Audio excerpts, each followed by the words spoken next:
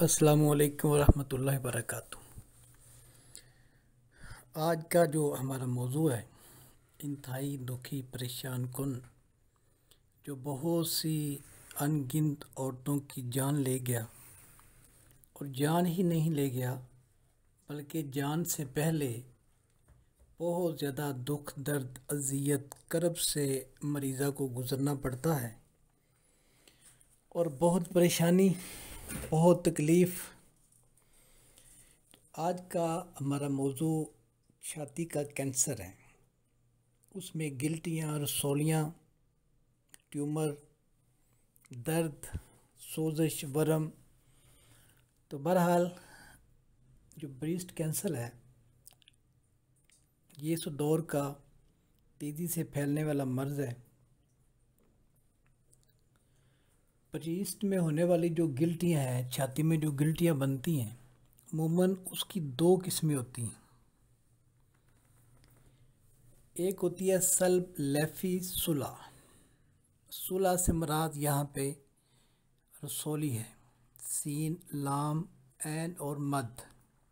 सल्ब leafy सुला जो है, इसको कहते हैं हार्ड फाइब्रो एडिनोमा। और दूसरी है गुददी कैसा सुला। कैसा यहाँ मतलब कैसा जो है ये सेल है, जिसको खलिया या खुलिया भी बोला जाता है, ठीक है। और दूसरी जो है गुददी कैसा सुला, यानी कि जो गुददी सेल से बनने वाली रसौली है, जिसे सिस्टिक एडिनोमा कहा जाता है। ये दो किस्में हैं बहुत अहम।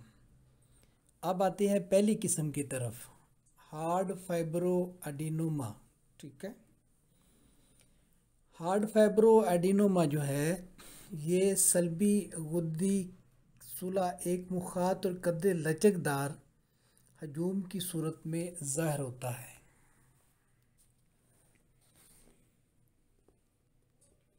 इसका कतर जो है 7 सेंटीमीटर तक हो सकता है, लेकिन आम तौर पर इसकी जिसामत ज़्यादा बड़ी नहीं होती। ये नुमायां तौर पर मलफूफ होता है, मलफूफ जिसके ऊपर ग़िलाफ़ चढ़ा हुआ हो, और इसको आसानी से निकाला जा सकता है। क्यों कि ये चूँकि मलफूफ होता है, ग़िलाफ़ चढ़ा हुआ होता है, जड़ें इसकी बाहर निकली हुई नहीं होती, तो इसे हम आसानी से निकाल सकते हैं। ये जो सुलह है, ये सदवी फस की तमाम तशरीही इकाई से वजूद में आता है। तशरीही इकाई से मुराद है खुलियात के फटने से, ठीक है, सेल्स के फटने से। अब यहाँ मुझे काफ़ी दिक्कत तो पेश हो रही है। जो लोग तो बायो पढ़े हुए हैं उनके लिए तो मसला कोई नहीं है, और जो लोग पढ़े नहीं हैं उनके लिए मेरी गुफ्तगू को आसान करना थोड़ा सा मुझे मसला आ रहा है। तो तमाम तशरीही इकाई, ठीक है, इसको हम कहेंगे एनाटॉमिकली यूनिट, ठीक है। तशरीही इकाई एनाटॉमिकली यूनिट से वजूद में आता है। पैदाइश से सुलह के तरीक़ाकार की मुनासबत से इसकी दो अक़साम होती हैं। यानी कि जो फर्स्ट किस्म है सल्ब लेफी सुलह या हार्ड फाइब्रो एडिनोमा जो है, इसकी दो किस्में होती हैं। पहली किस्म जो होती है बैरूनी कनाली सुलह उसे कहते हैं, ठीक है। अब उसको इंग्लिश में कहा जाता है पेरिकैनालिकुलर, पेरिकैनालिकुलर, ठीक है, पेरिकैनालिकुलर। तो दूसरी को कहा जाता है इंट्राकनालिकुलर, ठीक है। अब ये अंदरूनी कनाली सुलह होती है, इंट्राकनालिकुलर, ये अंदरूनी कनाली सुलह होती है। तो बहरहाल हम पहले आते हैं इन दोनों में से पहली किस्म पर, जो बैरूनी कनाली सुलह है। अब इसकी तारीफ़ क्या है, ये है क्या है, इसकी कैसे शिनाख्त हो सकती है, जिसे हम पेरिकैनालिकुलर कह रहे हैं ना, इसकी शिनाख्त कैसे हो सकती है। अक्सर एक सुलह के अंदर पैदाइश की दोनों अक़साम मौजूद होती हैं। क्यों कि जो पहली है, पहली हालत में तरतीब बशरा मुखातिया को मेडिकल ज़बान में एपिथेलियल अरेंजमेंट भी कहते हैं। हस्बे ममूल छातियों के बशरा मुखातिया की जो है उसमें से तरतीब आता है और उसके बाद इस हालत में बशरा मुखातिया और इत्तिसाली बाफ्त दोनों की पैदाइश देखने में आती है। अब चूँकि फिज़ियोलॉजिकली बात कर रहा हूँ इसलिए थोड़ी सी मुश्किल है, लेकिन मैं इंशाल्लाह आगे जाके इसको आसान ज़बान में समझा भी पाऊँगा और उसका बेहतरीन इलाज भी बताऊँगा इंशाल्लाह। मगर इनका तनासब एक जैसा नहीं होता। कभी कभी जो है एक्नी के इर्द गिर्द नसीज असासी सर्ट्रोमा की साख बहुत ज़्यादा ढीली होती है।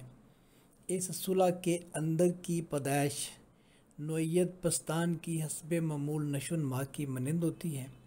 ये सुलह बिलअमूम ये रसौली बिलअमूम जवानी के पहले सालों में रोनमा होती है। अक्सर नसीज असासी सर्ट्रोमा कलील मकदार में हो तो ऐसी हालतों में आम मुशाहदे में आने वाली लैफी गुददी रसौली की बजाय बाज़ औक़ात साज़ज गुद्दी रसौली, ठीक है, यानी कि एडिनोमा सिंपलेक्स जिसे हम कहेंगे साज़ज गुद्दी सुलह, ठीक है, की इस्तिलाह इस्तेमाल होती है। अब आते हैं दूसरी की तरफ जिसे हम कह रहे थे इंट्रा कैनालिकुलर। इसमें कई एक खमीदा और शाखों वाली दराज़ें क्लेफ्ट्स होती हैं। इनमें से हर एक के अतराफ़ पर बशरा मुखातिया का पैराहन मौजूद होता है। दरअसल ये साख्त एक्नी और बताना कनवात के लैफी और खुलियाती बाफ्त के कंध और गोल ज़ैदों की पैदाइश का नतीजा होती है। अब खुलियाती बाफ्त क्या है? फाइब्रोसेलुलर टिश्यू जिसको कहा जाता है, ठीक है। नसीज असासी की पैदाइश के साथ साथ अस्तर करने वाला बशरा मुखातिया भी इसी मुनासबत से पैदा होता रहता है। यानी इन दोनों का जो पैदाइश में यकसानियत व तवाज़ुन बरकरार रहता है, जिसकी वजह से नमूने की साख्त वजूद में आती है। अब आती हैं दूसरी किस्म सिस्टिक एडिनोमा, जिसे हम तिब में कहते हैं गुददी केसा सुला, गुददी केसा रसौली, गुददी खलियात की रसौली, ठीक है। गर्मी की शिद्दत से बनने वाली हैं रसौलियाँ। इस हालत में खुलियात बशरा मुखातिया बड़े और अमूदी होते हैं।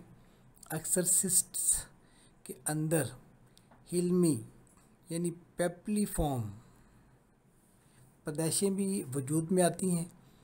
इसमें से एक किस्म ऐसी होती है कि जिसमें केस अंदरूनी हलमी पैदाइशों यानी कि पेप्लीफॉर्म इग्नोरोथ्स से भर जाता है। इसे तकासरी किस्म पेप्लीफेरस टाइप्स कहते हैं। इस केस की जिसामत बहुत बड़ी हो सकती है। इसके अंदर तकरा अल्सीरेशन ज़ख़म के बाद ये फट भी सकता है, जिसके नतीजे में एक हलमी हजूम जेल से बाहर भी निकल सकता है।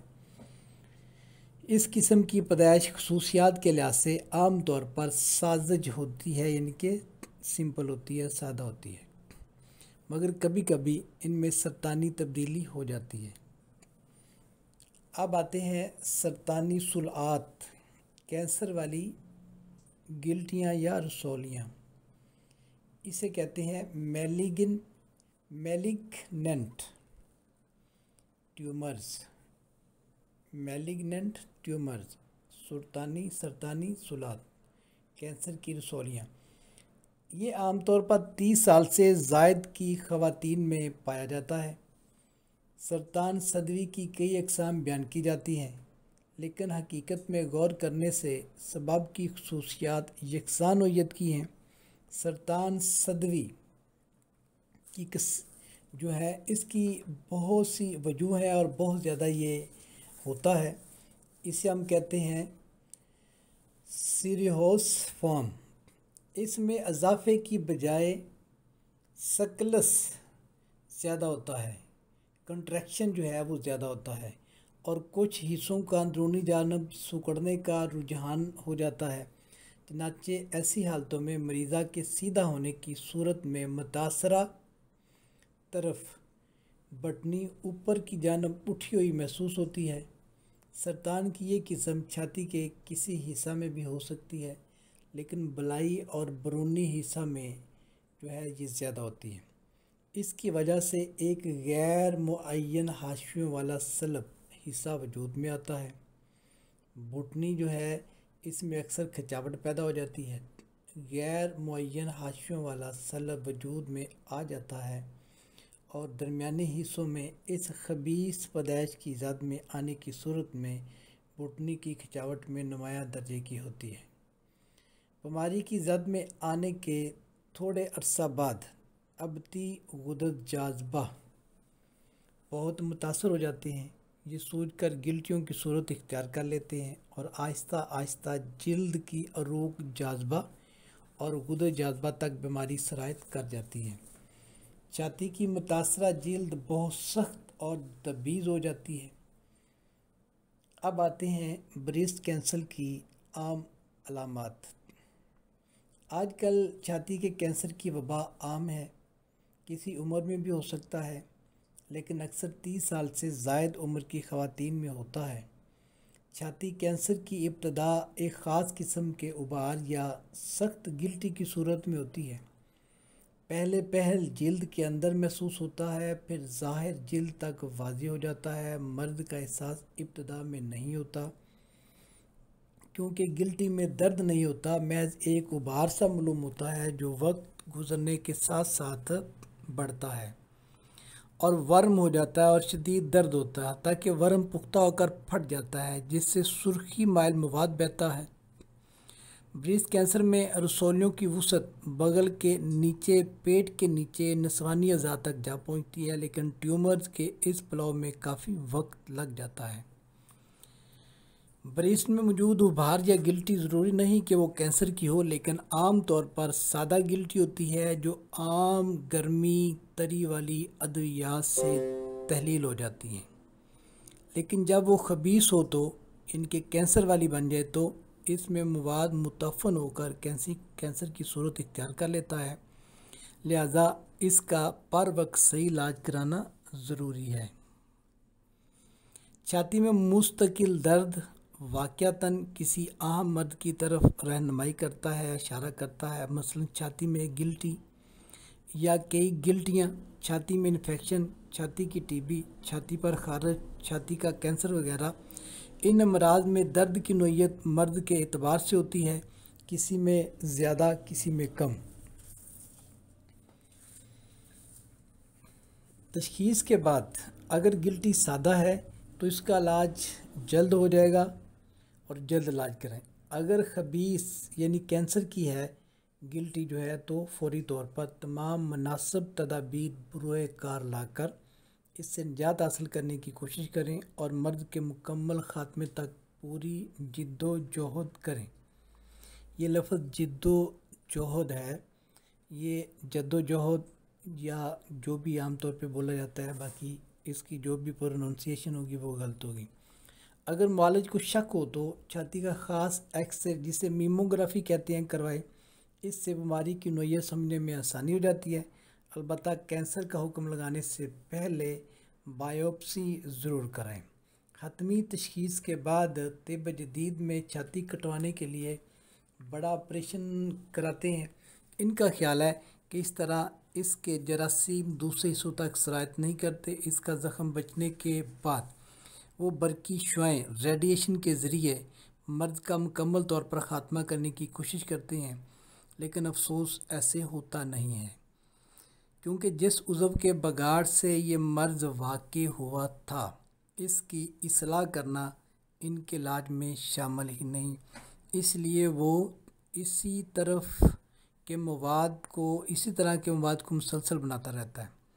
यानी कि दिल दिमाग जिगर किसी भी वजह से अगर रसौली गिल्टी या जहरीला मादा बना है, अगर जिस जगह पे वो जहरीला मादा ज़ाहिर हो रहा है हम उसे ये वहाँ से काट दें, ऑपरेशन करके फ़िल्टर भी कर दें, तो चूँकि जिस वजह से पहले मादा बना था वो वजह तो मौजूद है, इस वजह से आपकी वो जो गिल्टी और रसौली है वो फिर बन जाती है। और इनकी ये जो एंटीबायोटिक एटमी बम्बार्डमेंट जो है वो बिल्कुल फेल हो जाती है। तिब्बे कदीम ना सिर्फ ज़ाहिरी तौर पर इस मर्द का ख़ात्मा करती है बल्कि खून से खलात कीमियाई तौर पर मुकम्मल तब्दील कर देती है, जिससे दोबारा मर्द होने का सवाल ही पैदा नहीं होता। इसके असबाब में बच्चों को दूध ना पिलाना, हार्मोन बढ़ाने वाली अदविया और ग़िज़ाएँ, मलेरियाई जहर के असरात, टीबी का बिगड़ना या खुश्की और सर्दी या खुश्की और गर्मी की कैफियत का जिस्म में ज़्यादा होना। तो बहरहाल कैंसर जिसको भी होगा उसके जिस्म में खून में खुश्की, खून का गाढ़ापन, एसिडिटी, तेज़ाबियत, इस तरह की अलामत ज़्यादा होंगी। अब आते हैं नुस्खा जात की तरफ। अगर तो दाईं तरफ है, दाईं छाती में कैंसर है, दर्द है, वर्म है, गिल्टी है, तो इसके लिए आपको मैं 3 नुस्खे बता रहा हूँ। पहला नुस्खा है लौंग 1 तोला, जलवत्री 2 तोला, दालचीनी 3 तोला। ये 3 दवाइयाँ 6 तोला बन गई हैं। आपने 6 तोला मुसब्बर से असली लेना है। अब ये हो गई हैं 12 तोला। इन सब को अलग अलग बारीक करके अच्छी तरह मिक्स कर लें। 250 मिलीग्राम ये कैप्सूल भी मिल जाते हैं, मुसब्बर की वजह से दवा कड़वी होगी, आप कैप्सूलों में बांध लें। 250 मिलीग्राम ये वाली दवाई। और दूसरा नुस्खा है अजवैन देसी, तेज़पात और राई। इन तीनों चीज़ों को अच्छी तरह बारीक कर लें और 500 मिलीग्राम सुबह दोपहर शाम इसमें से लें। इसी तरह पारा मार्केट से मिल जाता है, 1 तोला पारा लेके उसे खद्दर के कपड़े में डालें और उसे दबाएं। नीचे बर्तन रखें, वो कपड़े के अंदर से निकल के नीचे बर्तन जो आपने ट्रे या प्लेट वगैरह रखी उसमें आ जाएगा। उस पारे को फिर खद्दर के कपड़े पे डालें और उसे फिर कोशिश करें कि वो उसे मरोड़ के या दबा के वो कपड़े के अंदर से निकल जाए। इस तरह क्या होगा कि पारा कपड़े के अंदर से निकलता रहेगा और खद्दर हल्का हल्का स्याह होता रहेगा, पारा इस तरह साफ़ हो जाएगा। और गंधक आंवला सार 7 तोला लें। इन दोनों को इतना रगड़ें कि ये इंतहाई सुरमे की तरह दवाई बन जाएगी। और सूरज की रोशनी में करें तो इसमें चमक ना हो, कोई ज़रा सूरज की रोशनी से चमके ना, बल्कि सुरमे की तरह स्याह नज़र आए। ये आपकी दवाई तैयार है। इसमें से भी 250 मिलीग्राम सुबह दोपहर शाम। इसके साथ ग़िज़ाई चार्ट नंबर आपने 4 और 5 इस्तेमाल करना है। और ग़िज़ाई चार्ट नंबर 4 और 5 मेरे चैनल की पहली इब्तदाई वीडियोज़ में आपको मिल जाएंगे। और ग़िज़ाई चार्ट नंबर 4 का और 5 का, इन दोनों में से जो क्या आपको अच्छा लगे वो इस्तेमाल करें, ठीक है। उसके बाद अगर तो बाईं छाती में रसौली, गिल्टी, दर्द, वर्म, ठीक है, ट्यूमर वगैरह है, तो फिर क्या करना है। एक नुस्खा नोट करें, सुंड और सूंठ 2 नाम है, इसको बोले जाते हैं, सुंड भी और सूंठ भी, ठीक है, दोनों में जो भी ले लें, ठीक है। सूंठ 50 ग्राम, नुशादर 20 ग्राम, काली मिर्च 10 ग्राम। इनको अच्छी तरह बारीक कर लेना है। और इसमें से 500 मिलीग्राम, अब आप कहेंगे 500 मिलीग्राम कितना होता है, तो चाय का जो आधा चम्मच है उससे कम, ठीक है। उसके बाद एक जस्ट असारून दवाई है, ये ले लें, इसको पीस लें, 500 मिलीग्राम इसमें से। अब ये लेनी कितनी है, ये आप ले लें, कोई 1 पाव ले लें, 1 पाव नहीं तो आधा पाव ले लें, उन्हें कोई बिल्कुल सुरमे की तरह बारीक कर दें। तो 500 मिलीग्राम इसके। और उसके बाद एक नुस्खा इंतहाई मेहनत तलब है, ठीक है, तरियाक के नाम से ये हमारे यहाँ मौजूद है। और ये बेहतरीन तरीके से जो है ना कैंसर के और सुदावी, एसिडिटी के और इस तरह के जितने भी मराज हैं इनके लिए बहुत ही तेज़, बहुत ही आला दर्जे की ये दवाई है। अब इसके जो अज्जा हैं ये सुन के डरना, घबराना, परेशान नहीं होना। मैं गालबन इसको कई सालों से इस्तेमाल करवा रहा हूँ, क्योंकि अद्वियात जितनी भी जहरीली ख़तरनाक क्यों ना हों, हमेशा उनके बनाने का तरीका सही हो और उनके खाने की मकदार सही हो। लोग एक कुश्ता बनाते हैं, उसको 1000 आगे भी दे दें, लेकिन उसके बाद जब उसकी मकदार खुराक ज़्यादा करेंगे तो नुकसान होगा। तो चलें बहरहाल जी, दिल थामें और नुस्खा लिखें। नीला थोथा 10 ग्राम, जमाल गोटा 10 ग्राम, और जो जंगली आक है अक, उसका दूध 10 ग्राम, राई 150 ग्राम, और सुहागा बिरियाँ, यानी कि आपने 150 ग्राम सुहागा लेना है, उसे तवे पे रखें और वो आस्ता आस्ता पानी बनेगा, फिर खुश्क हो जाएगा, फिर उसका वज़न कर लें कि वो 70 ग्राम हो जाए। ठीक है, अब करना क्या है, नीला थूथा खल में डालें, उसे बरी करें। जब नहायत सुरमा बन जाए उसके बाद फिर उसमें जमाल गोटा डालें, और जमाल गोटा जो 10 ग्राम है ये उसके अंदर से मगज़ निकालने के बाद वज़न करना है। नीला थोथा और जमाल गोटा को इतना रगड़ें कि वो मरम सी बन जाए, लेकिन जमाल गोटा डालने से पहले नीला थोथा सुरमा कर लें अच्छी तरह।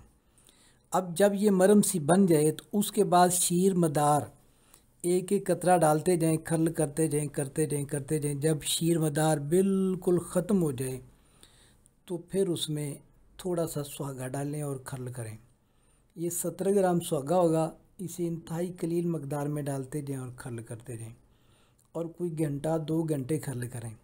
और उसके बाद राई 150 मिलीग्राम है, राई को बरी करके रख लें, और जब सुहागा ख़त्म हो जाए फिर राई थोड़ी थोड़ी डालते जाएं और खल करते जाएं। ये नुस्खा आपका तैयार है। ठीक है, और इसकी मकदार खुराक कितनी है, 100 मिलीग्राम, मैक्सिमम बहुत हाई तो 200 मिलीग्राम। सुबह दोपहर और शाम देने से कैंसर, गिल्टी, रसौली, खून की खराबियाँ, खारिश और बड़ी मुद्दत तक रहने वाले फोड़े, फिंसियाँ, ये सारे ठीक हो जाते हैं। तो एक काफ़ी काविश करने की हद तक मैं रहनुमाई आपको दे पाया हूँ, हालांकि इस पे बहुत ज़्यादा रहनुमाई की ज़रूरत है। इंतहाई अज़ियत, तकलीफ़ ते कर्बनाक मर्ज़ है, और शर्म हया के हवाले से भी इंतहाई परेशान कौन है। अल्लाह ताला हमारी ख़वातीन को इस मर्ज़ से बचाए, अपनी हिफ्ज़ अमान में रखे। अगर कोई बहन इस इंतहाई परेशानी वाले मर्ज़ में गिरफ़्तार है तो वो क़ुव्वत और हिम्मत को, और अपनी इम्यूनिटी को, अपने कॉन्फिडेंस लेवल को, अपनी विल पावर को बढ़ाए और इसके लिए कमर बस्ता हो जाए। तो अगर बाईं तरफ वाला कैंसर है उसके लिए आपने ग़िज़ाई चार्ट नंबर 5 और 6 यूज़ करना है। ज़्यादातर ग़िज़ाई चार्ट नंबर 5 से आप चीज़ें खाएं, और कभी अगर दिल करे तो 6 से खा लें, लेकिन ग़िज़ाई चार्ट नंबर 6 में चावल मौजूद हैं। चावल आप ना खाएं, ना उसके बारे में सोचें, ना उसको हाथ लगाएं। अल्लाह हम सब का हामी नासर हो। इस चैनल को सब्सक्राइब करें ताकि हर आने वाली वीडियो आपको मिलती रहे। बेल आइकन को प्रेस कर दें ताकि जो ही नई वीडियो आए उसकी नोटिफिकेशन आपको आ जाए। अल्लाह हाफिज़।